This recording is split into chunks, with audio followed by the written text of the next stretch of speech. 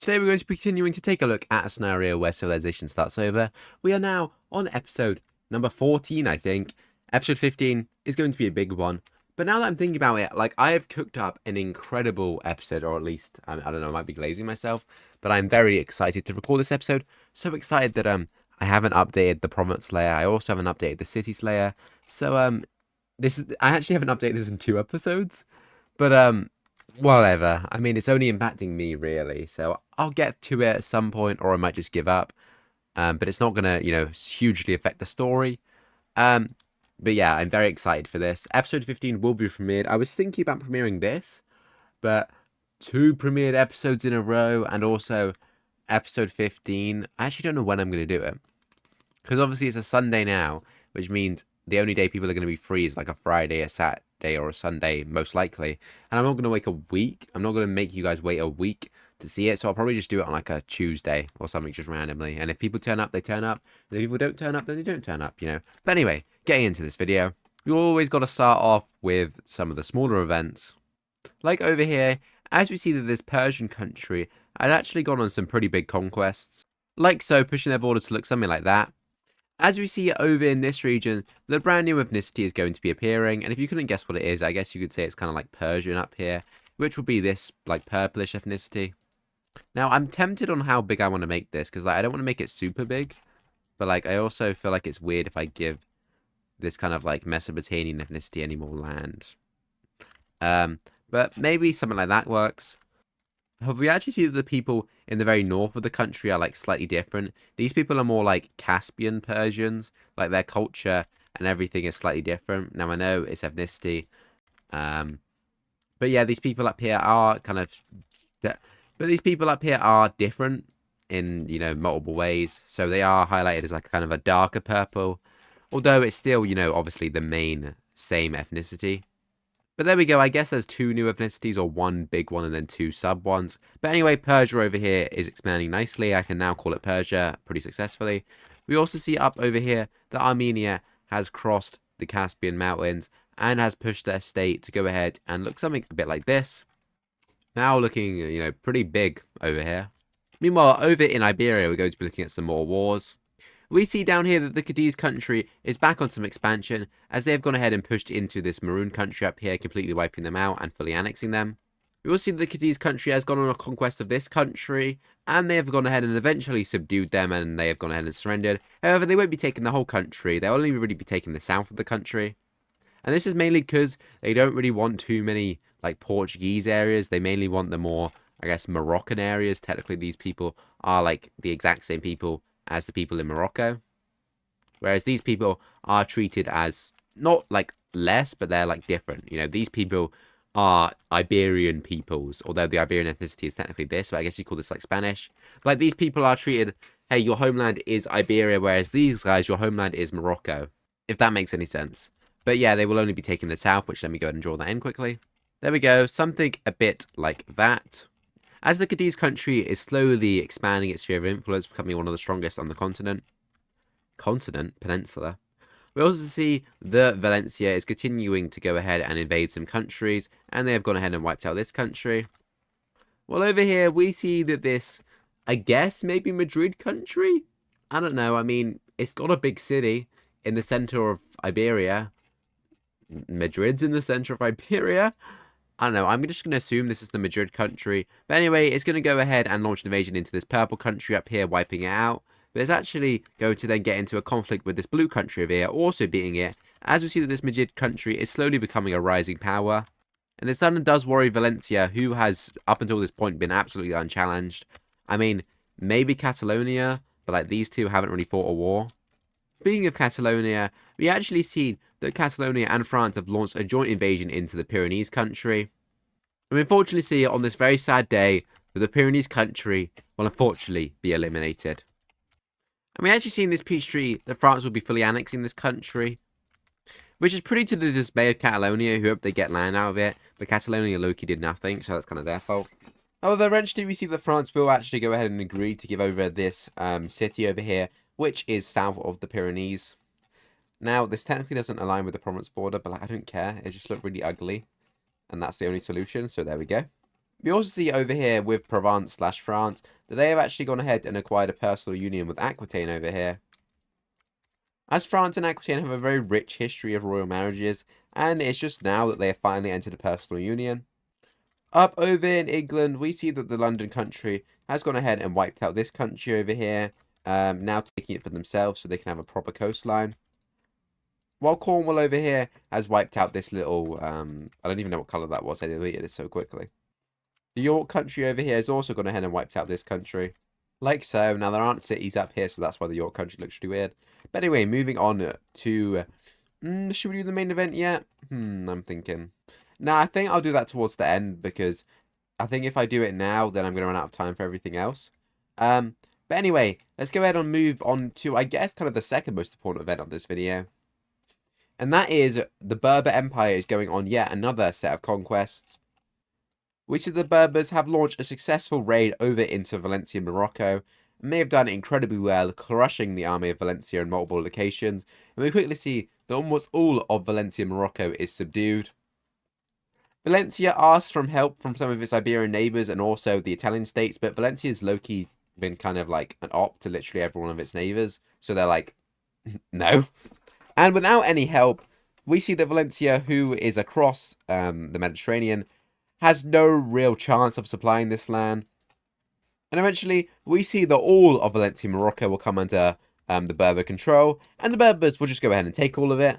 Following this, they will expand their borders, now looking something like this. And with Valencia gone, the doors to the rest of Morocco are now open.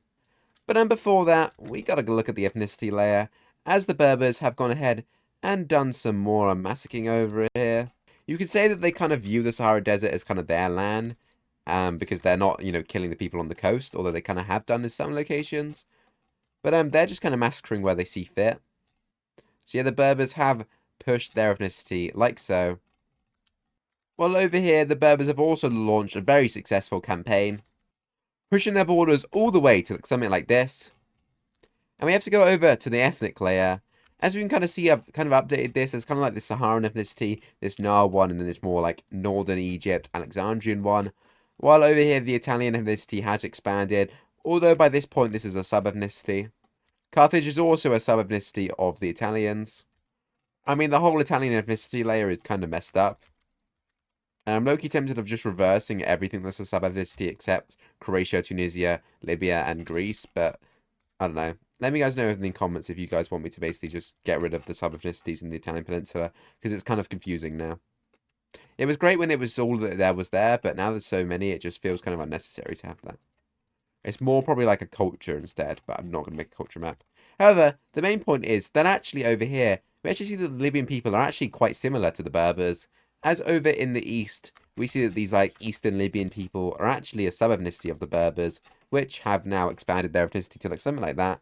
As this Berber Empire has been very influential and has basically just shaped the ethnic layer for literally like ever. Like the Berbers would be tiny if this Berber Empire didn't go and massacre most people. But it also means that a lot of North Africa is depleted in population. And it's not, like, despite how being big it is, it's probably not one of the most populated nations. I mean, obviously it's big, so it'll probably be up there. But, like, it's not going to be, like, I don't know. I can't really grasp population this early on. But, yeah, just know that a lot of people have died down here. However, we also see that another kingdom which is expanding is the Egyptian kingdom, which has gone ahead and expanded their lands to something like this. Also, down here, Egypt has pushed their lands to something like that. Over at this point, we also see that the Berbers have also pushed their border up to look something like that. As we see that Egypt now stands in the middle of two very competing and influential and expansive and imperialist empires, or I don't really know if imperialist is the right word. And yeah, everything is about to go down. We see in the year 191 that both the Kurdish Empire and the Berbers over here are preparing to launch an invasion of Egypt. Spies have told Egypt that. And now Egypt has to kind of pick a side. Because Egypt hopes to, become a vassal rather than being integrated into a province. And they will actually go ahead and side with the Berbers, viewing the Kurdish Empire as the bigger threat. Because obviously the Berbers' main source of power is over here, which is a lot further away than the Kurdish's main source. And we visually see that Egypt and the Berbers will form an alliance as Berber troops now move into Egypt, preparing to even launch an invasion into the Kurdish. The Kurdish army is around here, when they received reports that basically Egypt and the Berbers have launched an invasion into Sinai. As we officially see that the Berber army will take this city over here, pushing pretty far and wide. And I guess I'll colour this in the right colour, this kind of like greenish colour over here. And we also see that Egypt has kind of become a vassal of the Berbers. So I guess this like dark green colour will suit them for now. We also see that this region over here has subdued to, I guess, kind of the invaders. And it's at this point where the world looks on at the Berbers, and it's kind of like the Berber cavalry is just destroying everyone. Is there any stopping them? Many in Europe are scared that once, if like Kurdish fall, then that opens the doorway from like a double-pronged invasion of Europe, which is what they're scared of. And all of this will be decided at the Battle of this city. And we actually see in this battle the Berber cavalry, the best in the world, meets Kurdish bowmen, also the best in the world. And who will come out of top? Well, it will actually be the Kurds. We see as the Berber cavalry rode into battle that a volley of arrows took down many of the cavalry in a surprise ambush, and that turned the tides enough to cause thousands of the Berber cavalry to flee in fear as the Berbers lose complete control of their cavalry. And this allowed the Kurdish to launch an absolute decisive attack. And we even see the Berber, I guess, kind of heir who was leading this army dies. We quickly see this offensive is wiped as the Kurdish army now continues to advance to Egypt. And we see that they will absolutely storm through Alexandria before fighting a huge battle for their capital, in which they will yet again win, as the Berber army now flees back to, I guess, their capital, which by this point has evolved into the biggest city in all of North Africa. And with this, we see the Kurds continue their invasion, now pushing down the Nile, subduing it. And with this, we see that Egypt officially surrenders, as well as the Berbers. And this peace treaty, we see that Egypt is fully annexed as a new province of the Kurdish Empire. And the Kurdish Empire has shown the world that the Berbers are not who they should fear. They should fear the Kurds. We see with this newfound power that the Kurdish will be expanding Egypt like so. And 2 years later, in the year 193, we see that the Kurds officially conquer, what the hell? They conquer the whole world, I guess. They officially conquer Mesopotamia, now exploiting its riches to by far become the most powerful country in the world, encompassing Egypt, the Levant, Mesopotamia, even up over here into Georgia, and the world must fear the Kurdish as they show no signs of stopping. However, about a year later, we actually go over to the second longest country in the world, the Swiss Empire, as all hell is about to break loose. And to really get into this scenario, we actually have to go over to a brand new thing I made, and that is the Swiss family tree. Now, I made this because I thought it'd be interesting, and I'm going to try to keep up with this, although there may be some little time skips in there, because honestly, if we're on, episode 15, and we're only in, like, the year, like, we're in the year, like, 194 by now, and that's, 14 episodes, so that means it's almost, 12 years an episode. That means that, it will just take forever. If we keep up with this pace, we'll need to get to, episode 200 or something to get to the modern era. So I will try and speed it up eventually, so there might be some time gaps. But for now, this is chill. Now, starting off this family tree, we obviously have Johann's mother and father. I can't be asked to give anyone irrelevant names. Like over here, we have a relevant brother 1 and a relevant brother 2. But you can actually see that Johann is the second oldest in his, I guess, not family, but sibling thingamajig, with his sister, who is named Marie. Now, I gave her a name. She's called Marie the First, also known as Marie the Triumphant, for, winning a bunch of battles. And she is the only one, alive here. I probably should color people green if they're alive. That'd be a good idea. Okay, there we go. But we can see that Marie is the current empress. She's been alive since 138. It's now 194, as I think I said. We actually see that Johann did have a son, only one, called Louis. I didn't include his partner because irrelevant. I also didn't include Marie's partner because also irrelevant. Now, actually, I just realized these lines shouldn't be here, should they? You know what? That makes a lot more sense because, they're not doing incest, okay? I'm sorry for anyone that is, knows what family tree looks like. I honestly forgot. But yeah, we have Louis over here who is in charge. Louis, I don't know. Who is in charge of the Paris region. Charles over here, which is Marie's son, is in charge of the Netherlands. And we see that Catherine, who is her only daughter, is actually married to the Austrian king as a queen consort. Although this age difference is a bit alarming. But who cares? It's the ancient era. But yeah, basically the main ones to watch out for is basically everyone alive, actually. Everyone alive is going to be involved in this story. Louis is the governor of Paris, Charles is the governor of the Netherlands, Catherine is the Austrian queen, Philip is the Austrian king, and Marie is obviously the empress. But anyway, how does this kind of work out here? Like, what is going on? Well, it will actually start over here with the Austrian king and Philip, because Philip has found himself an ally in the Swiss. Now, this ally is just a very influential and powerful noble who also happens to be in charge of the entire Liechtenstein province/region. As we see, the Liechtenstein will break free in rebellion. We also see that the Austrian king has the support of the Bavaria province, or at least I think this is the Bavaria province, whatever province is over here, like so. We really see Austrian armies will now start marching deep into Swiss territory. Well, up over here, a much smaller but still formidable Austrian army will go ahead and subdue the Bohemian region. Over here, we see that the Provence king has been in talks with Louis over here, the governor of Paris, basically promising like all of this land and more over to Provence if they give it a bunch of support and basically launch an invasion of the Swiss. And when they agree to this, Louis will break free in rebellion, quickly consolidating like a lot of land up here. We quickly see that Louis has some very powerful allies and will go ahead and subdue all of this region. I guess I'll actually colour him in orange. Since he is rebelling, but he's also technically not like directly under Austrian rule. He's kind of his own person. Well, this region over here will directly come under Swiss control. Like so, while we see up here that loyalists to Marie will go ahead and stay still over here in Calais. However, then we actually see that Dover will begin navally bombarding Calais, and then we'll go ahead and actually retake Calais. This is a big W for the nation because they have regained their homeland. We see up over in the north, the good old Charles over here is also going to be causing himself a little rebellion. Looking something like this. We can even see the last Dutch rebellion right here. Lol. He will go ahead and form an alliance with the Juts up over here, while Jutland launches an invasion and also gets support from basically this entire German region. While the Netherlands go ahead and take the city. And at this point, Marie is not doing too hot.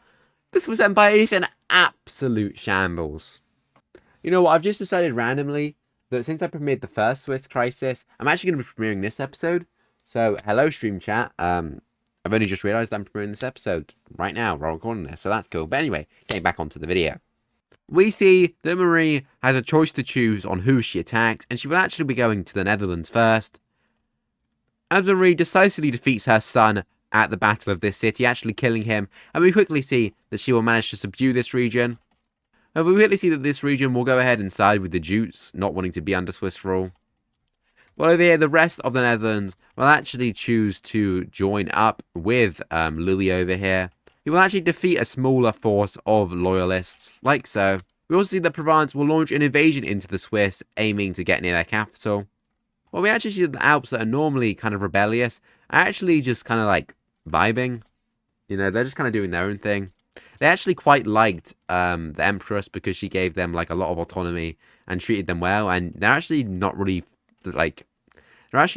too happy with this, and they actually look over to Austria and are like, hey, you have some Swiss people living in you that you don't treat well, so maybe you're the op. And because of this, we actually see that some people in the Swiss will actually rise up and join with Marie's side, which is a big relief. And now Marie has to decide who she will go ahead and join next. And it's actually pretty obvious, because if we go over to Louis over here, he is on a roll. Like, yeah, him and Provence, you know, they're absolutely beating Marie. What could he possibly mess up? Oh, we see that Louis has betrayed the Provence king, actually killing him, and has subdued his region. And we actually see that Louis will just go over to Provence with his giant-ass army that he's brought from all these provinces, and he will just take the throne for himself, now proclaiming himself the king of Provence.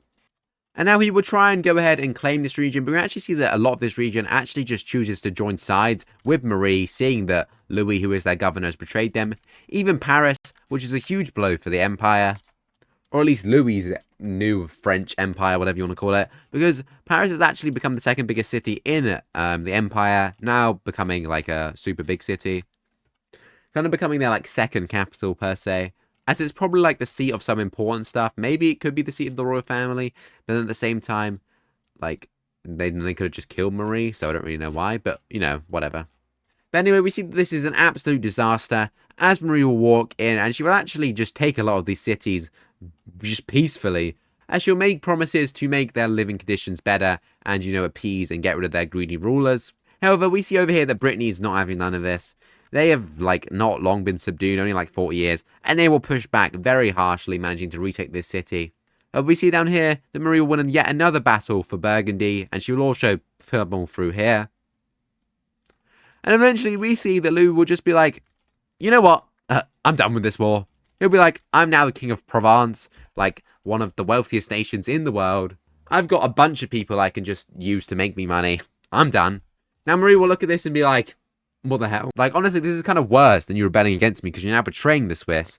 And also, this basically just means that everyone sees this and is like, he's betraying us for a throne? Maybe actually Marie isn't that bad. However, we see over here that Brittany is absolutely not having this. They are tired of being under the rule, even though it's only been 20 years. And I guess they will go ahead and change their colour to this kind of darkish green colour. That's actually quite a nice colour. I need to use this for a country. What the hell?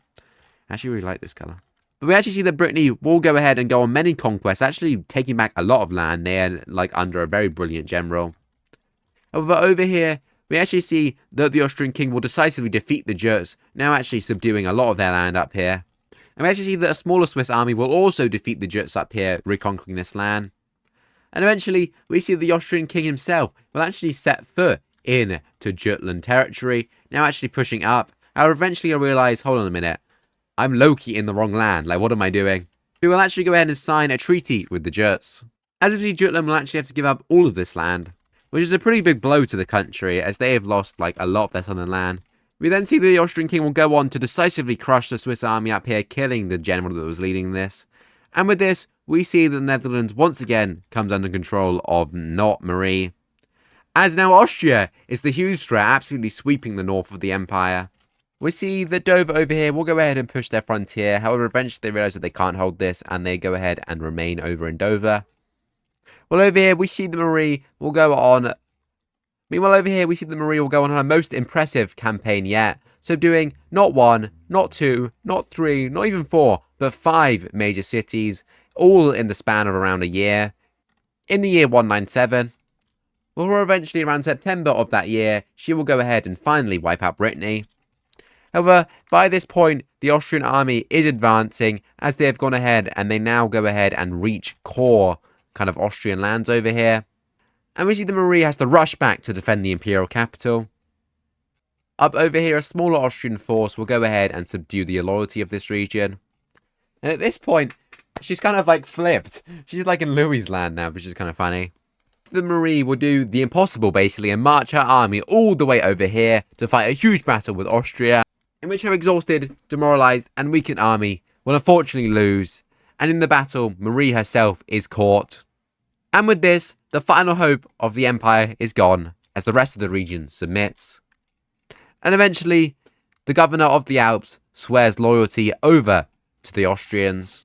And in the year 199 AV, we see that Marie will be executed, and the Austrian king will take the stage and officially declare the creation of the Austro-Swiss Empire. We see that the now Austro-Swiss emperor, rather than the Austrian king, will do his first thing by going over to here and wiping out Calais. They're gone. And just like that, we now have a huge behemoth on the map, as the Austrian king has not really done the impossible, but done a very impressive feat, conquering the Swiss, defeating Marie, the old empress, and uniting both the Austrian and Swiss realms under the same leader, merging them into one powerful empire that has 2 capitals. Most of the proper government stuff will be moved over to the capital of the Swiss now. However, the Austrian capital will be the seat of the royal family and a lot of the diplomatic meetings. It's just the Swiss capital is where basically everything is controlled from. And you might think, wow, this Austrian guy, he must be absolutely happy. He's just taken down the biggest empire in the world, well, the second biggest empire in the world, formed this very powerful state. There's not much war he could want. Spoiler alert, there is, because there is still one man of Johann's royal dynasty left. And if we go over to the family tree, we have to colour in a few of these. The governor of the Netherlands died probably in the year 196. So let me go ahead and colour that in, and let me also write this here, 196. Actually, you know what? We can make it 195 probably, because they did die early on. The first thing that Marie did was conquer the Netherlands, I think. We also see that unfortunately Marie did die. She died in the year 199. And this leaves just 3 kind of members of this family. Obviously, the Austrian king is now the Austro-Swiss emperor. So let me go ahead and add that title to his name. But we actually see over here that Catherine isn't crowned the Austro-Swiss empress because we see that the Austrian king is like, no, like, you're still part of Johann's royal family. Like, I don't really, like, think that you could overthrow me because, you know, prejudice, sexism, misogyny, etc. But there is one man alive that is scary, and that is the Paris governor, Louis, over here, who is also now the Provence king. Now, I probably should add times to this, to be honest, like when were they Provence king, etc. Someone probably remind me to do that in the comments, somebody, because I'm going to forget to do this. So someone put down in the comments, hey, you need to go ahead and add timings to your little, like, timeline family tree thingamajiggy-jog. But yeah, Louis is the real threat that's remaining. And that is what the now Austro-Swiss emperor is going to be dealing with. As we see that he will gather an army of around like 70,000 men and launch an invasion into the French. Now, Louis, he's been king for around like 4-ish years. It's now the year 200, and he kind of assumed kingship in the year 196. And he hasn't really done a good job at satisfying the nobles. And when he tries to raise an army, he probably only raises around a pathetic army of like 40,000. And when they try and fight for the city, he utterly loses, fleeing the battlefield. However, later down here, he is found in this city and killed. And with that, most of Provence will go ahead and surrender over to this Austro-Swiss. As you see that only 2 main regions remain, we see that the Austro-Swiss will decisively crush what's ever here, killing all the nobles. And eventually, we see that it will take around 7 months, but eventually they will go ahead and siege this city, before eventually managing to take the capital city. And just like that, the Austro-Swiss have gone ahead and subdued Provence into their empire. And would you look at that? What an absolute powerhouse of an empire. The Austro-Swiss Empire hasn't even been here for a full episode. And yet, it has just become the 2nd biggest country in the world still, unfortunately. But, you know, probably the strongest country in the world. And we have to go update this family tree because the Provence king has been killed in the year 200. And actually, by the point they killed him, it was actually the year 201. Like so. And right now, if I was Catherine, I'd be fearing for my life. Because literally everyone in your family tree is dead and is killed by your crazy husband. And that's exactly what she does. As we see that while the Austrian king or Austro-Swiss emperor returns, that she will go ahead and flee. And she'll actually flee over into the Swiss here. And we see that in the Alpine mountains, she will go ahead and launch her own rebellion, declaring the creation of a brand new state. The local Swiss nobles will declare her Catherine the Saviour, highlighting how she saved her people. However, the Austro-Swiss emperor has just heard about this, and he is coming. However, we see that Catherine has a trick up her sleeve, and that is that she has very close ties over here with the Italian states, specifically Florence over here. If you remember, the Swiss were technically in an alliance with Florence, which has remained, and now originally it carried on to the Austro-Swiss, but now Florence supports Catherine in the Swiss. And we also see that Venice, which is a traditional ally of Austria, has switched up on them as they kind of fear that, you know, the Austrian king is going to go into Italy next. And we actually see that she will go ahead and hire a bunch of Italian as well as Alpine mercenaries into her country, while Florence also sends its own army into here and even some armies from Venice. And we actually see that she will acquire a secret weapon known as the Berber cavalry, which has not yet been seen in the Swiss. And when the Austrians come to try and attack her, she will use the superior Alpine terrain to launch an ambush on them, absolutely crushing the army that the Austrian emperor has lit up. He will go ahead and escape and return back to the capital of Austria. However, the damage has been done, as this news is spread all across the empire. And we quickly see that in the capital, thousands, if not tens of thousands, will rebel, and she will go ahead and march into the city in the year 202 and officially proclaim that she is their saviour.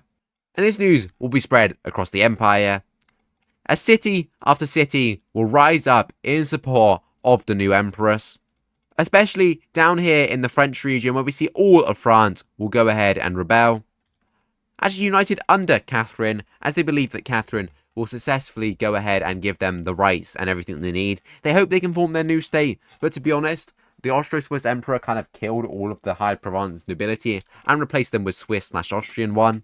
So, while the people may want independence, the kind of nobility leaving this rebellion is actually more loyal to Catherine herself. And we quickly see that she will gain a huge foothold over here, now forming this kind of weird-looking state like so. However, her main focus is defeating the Austro-Swiss emperor. However, we see by this point that a combined Italian force has actually launched an invasion into Austria, now occupying a lot of their land. Now, originally they were only meant to send support over to the Swiss, but Venice is like, I'm low-key kind of weak now, so mind if I snatch this? And everyone was like, whatever, I guess. We actually see the Austrian king will actually go down here and actually defeat the Venetians, pushing them out. However, this is actually a pretty costly victory. And about a month later, he will have to march back to the capital. And funny enough, in the similar style to how Marie lost, the army of Austria is completely exhausted. And when they fight, the superior and absolutely, like, just speedy Berber cavalry, like, the Berber cavalry on their own are good. However, if the Austrian army was fully, like, moralized and, like, not exhausted, basically, they probably could have won. However, because the Austrian army is exhausted and, you know, there's supreme cavalry, they will lose. And we see that Marie herself will actually kill the Austro-Swiss emperor in battle, and this will be like painted and sent all across the empire. And with this news being spread, we see that many cities will go ahead and re-swear loyalty. Like so, as we see all across the empire, that many regions will officially declare themselves in support of Catherine, as she completely subdues the Austrian area over here. And eventually she only really has two regions to worry about. One being her newly conquered Jutland territory, and two being Brittany. However, we see in the following year that she will go ahead and march up against Jutland, defeating them. And a few months later, news will be received that the Brittany rebellion has been put down by a local Swiss army over here. Probably the army from Paris. And in the year 203, we see that Catherine will officially go into the Swiss capital and declare that she is reunited and that she has saved the Swiss Empire.